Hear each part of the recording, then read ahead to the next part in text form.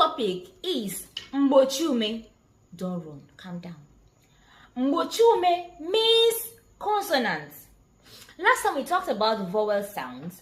Today we are going to be talking about the consonant sounds. They are B, Chi, De, Fe, Ge, Bi, Ri, Gui, Hi, Je, Ke, Bi, Qui, Li, Mi, Ni, Ni, Mui, Nye, Pi, Re, Se, She, Ti, Vi, We, Ye, Ze. That is it. It is so simple. Do you agree with me? Make sure to like, tell your friend to comment. Bye. See you later.